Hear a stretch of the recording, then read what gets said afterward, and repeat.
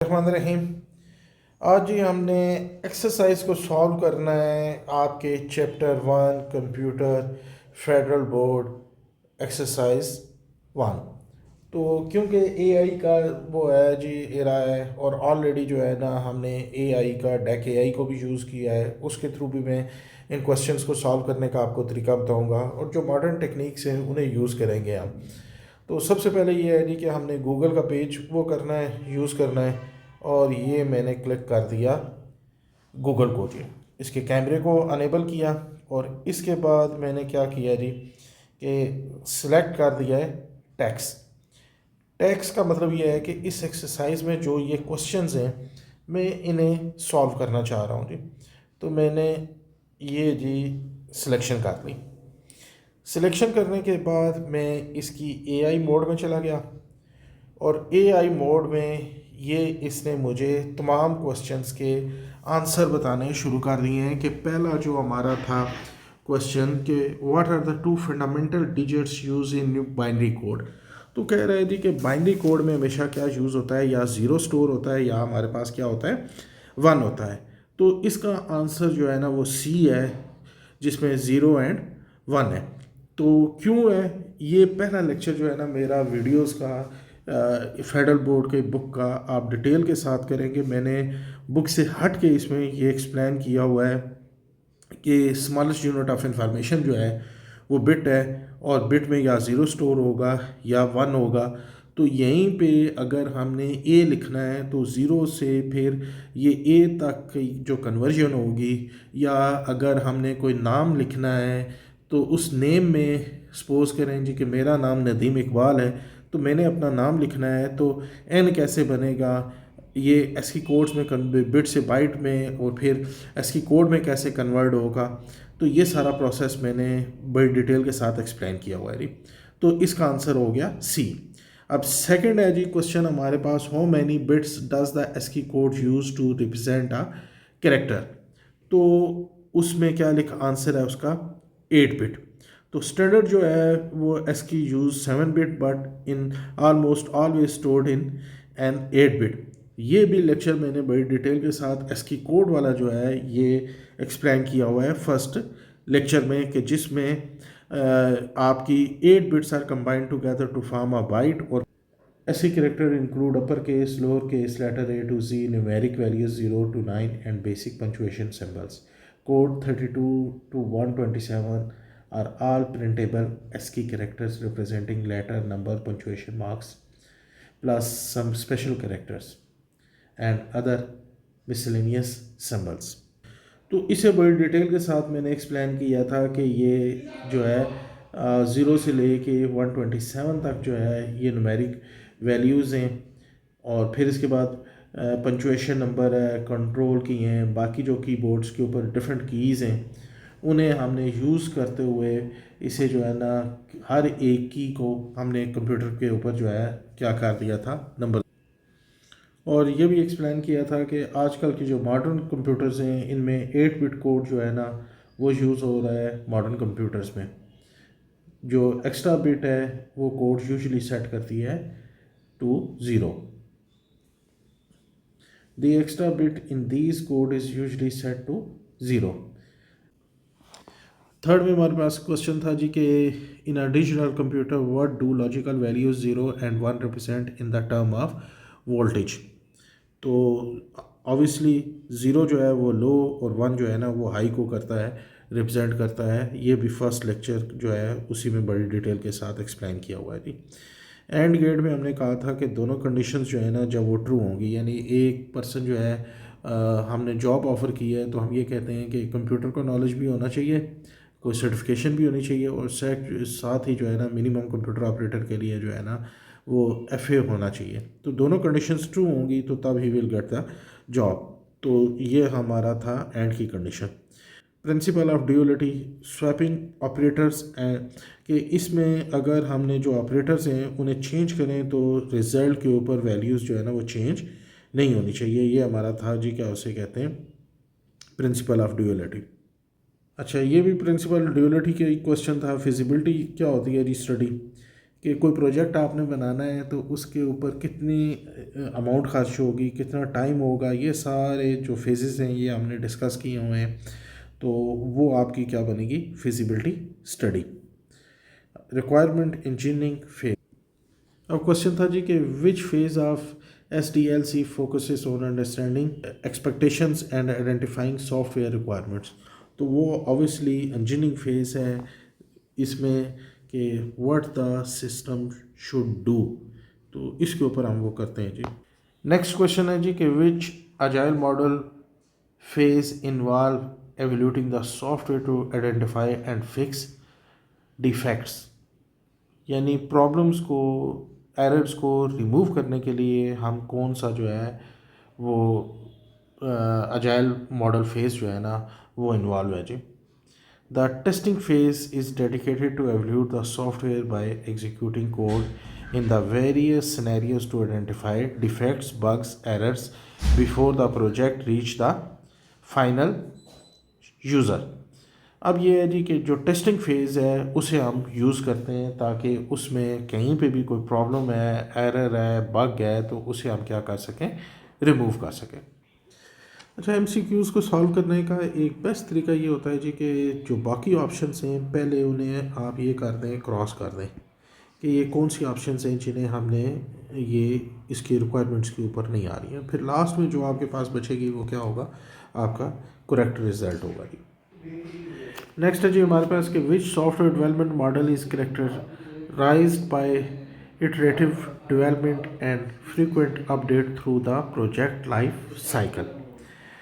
तो agile model जो है is defined by iterative nature where software is developed in small increments with frequent updates and continuous feedback throughout its life cycle। तो ये हमारे पास कौन सा मॉडल होता है, अजाइल मॉडल।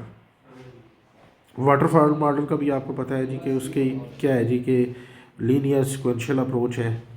और इसी तरीके से फिजिबिलिटी मॉडल में क्या होता है, डिज़ाइन मॉडल में क्या होता है, ये ऑलरेडी आप यहाँ से डिटेल के साथ इसे क्या कर सकते हैं, रीड कर सकते हैं।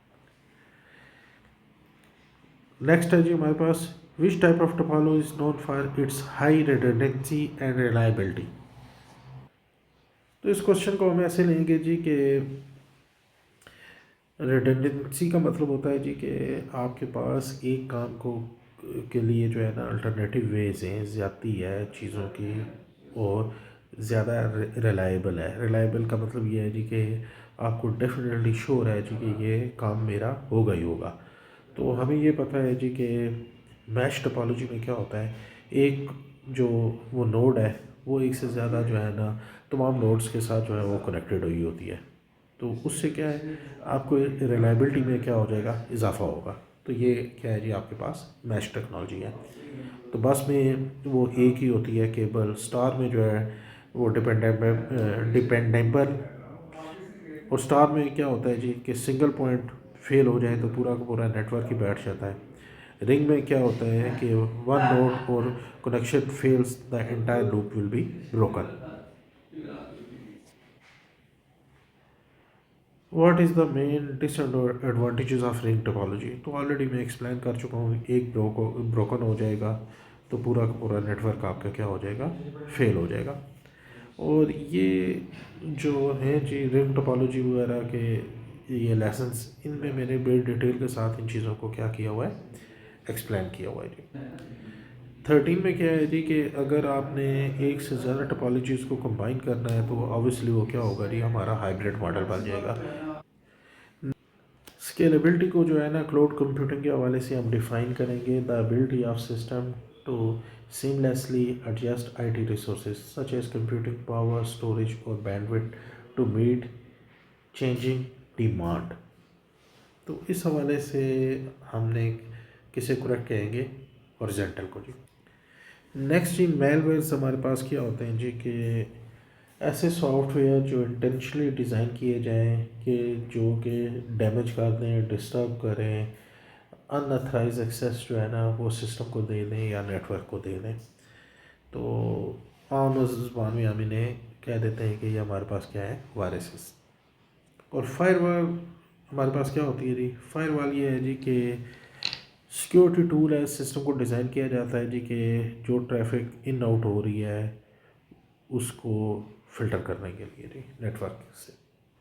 अब इंक्रिप्शन के हवाले से बड़ी डिटेल के साथ टू फैक्टर अथराइजेशन और ये मैंने एक्सप्लेन किया हुआ है बुक में, कि जिसमें एक की के थ्रू आपने जो है ना डाटा को कैसे एक्सेस कर सकते हैं, और आपको दो कीज़ चाहिए जिसके थ्रू आपने क्या करना है, डाटा को एक्सेस करना है। तो asymmetric encryption involve the problem of sharing secret keys. Users only need to share a public key while the private key remains secure, eliminating the risk of in- interruption during exchange.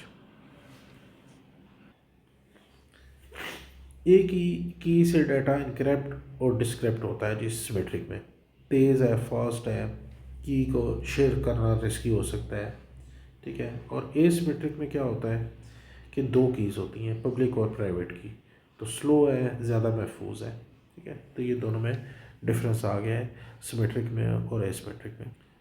तो ये difference भी जो है ना दोनों का मैंने explain कर दिया जी।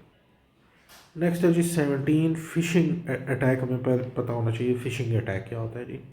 तो फिशिंग अटैक एक ऐसा साइबर फ्रॉड है जिसमें हमलावर जेली ईमेल्स, मैसेज या वेबसाइट के ज़रिए सार्व से पासवर्ड, बैंक की डिटेल, OTP या ज़ाती मालूमात हासिल करने की कोशिश करते हैं।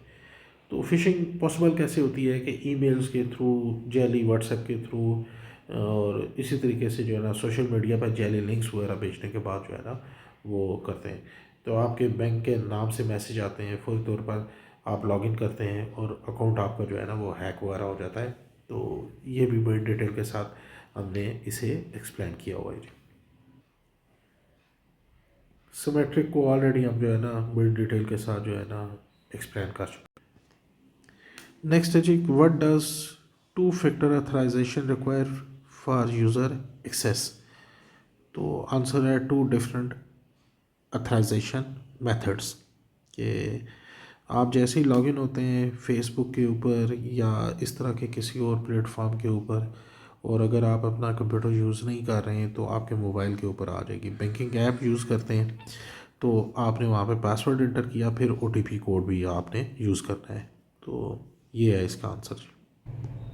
तो फायरवॉल क्या करती है जी हमारे पास, ये नेटवर्क सिक्योरिटी सिस्टम है अवेलेबल एज अ हार्डवेयर और software that acts as a protective barrier between a trusted internal network like home office network and untrusted external networks such as the internet। कि data को protect करने के लिए आप क्या use करते हैं, फायरवॉल। तो ये थे आपके शॉर्ट क्वेश्चन जिन्हें मैंने बड़ी डिटेल के साथ एक्सप्लेन किया है, अगरचे कि ये ऑलरेडी यहाँ पे डिटेल अवेलेबल थी और मैंने ये एक मेथड आपको बताया है। आगे जाके हम डिफरेंट मेथड्स को यूज़ करेंगे जी। ये दोबारा जी टेक्स्ट को मैं सिलेक्ट कर रहा हूँ। आपको बार बार ये बताने का मेन मकसद ये है कि ये टेक्स्ट को सिलेक्ट किया और इसके बाद AI मोड पे क्लिक कर दिया। तो ये हमारे पास शॉर्ट क्वेश्चंस के आंसर्स। पहला क्वेश्चन है जी principle of duality. Principle of duality computer science और ख़ास तौर पर बुलियन अलजेब्रा को एक असूल है जिसके मुताबिक अगर कोई बुलियन एक्सप्रेशन दुरुस्त है तो इसका ड्यूल मुतबादल भी दुरुस्त होगा। कि एंड और आर को अगर चेंज कर दिया जाए तो वो सेम होगा, कि 1 को 0 से बदल दें या 0 को 1 से बदल दें। तो ये वाला आपके पास एक्सप्रेशन जो है ना ये क्या रहेगा, सेम। देखें ये ओरिजिनल वैल्यू ये हमारे पास है, इसका ड्यूल एक्सप्रेशन हमारे पास ये है, दोनों का रिजल्ट क्या है हमारे पास, सेम है। नेक्स्ट है जी memory circuits and logical gates. Memory circuits use logical gates with feedback loops where the output is feedback into the input to maintain a state। और significance क्या है जी, this allow digital systems to store binary data 0 और 1 which is the foundation of registers, RAM and CPU cache। तो ये देखें कि वो बड़ी डिटेल के साथ हमने इसे अपने थ्योरेटिकल जो पोर्शन है चैप्टर 1 है इसमें वो किया था कि 0 और 1 की मदद से फिर कैसे सर्किट बने, वो कैसे इक्वेशन बनेगी, और इसी इक्वेशन से सर्किट हमने कैसे बनाया था, और फिर उसमें स्टोरेज कैसे हुई थी। तो इन तमाम चीज़ों को हमने बड़े डिटेल के साथ डिस्कस किया है जी। ये लास्ट में जी जो लॉन्ग क्वेश्चंस हैं उन्हें हमने एआई के थ्रू, गूगल एआई मोड के थ्रू हमने सॉल्व किया। ये इनके नोट्स जस्ट रेफरेंस के लिए अवेलेबल हैं। अदरवाइज़ के मैप सिंप्लीफिकेशन को हमने वीडियो लेक्चर्स में बड़ी डिटेल के साथ एक्सप्लेन किया हुआ है। फिर वाटरफॉल वाटर को और ये SDLC को हमने बड़ी डिटेल के साथ डिस्कस किया हुआ है। तो ये तमाम लेक्चर्स अवेलेबल हैं, इन्हें आप देख सकते हैं। एक्सरसाइज के हवाले से ये नोट्स अवेलेबल हैं। तो इसके साथ ही हमारा ये जो एक्सरसाइज है ये भी हमारी क्या होगी है, कंप्लीट हो गई है चैप्टर 1 की, फेडरल बोर्ड की, कंप्यूटर साइंस की। तो अगर फिर भी आपको कोई क्वेश्चन हो जी तो आप कमेंट्स में नीचे लिख सकते हैं। इंशाल्लाह ताला उसे इम्प्रूव करने की कोशिश करेंगे। Have a good day.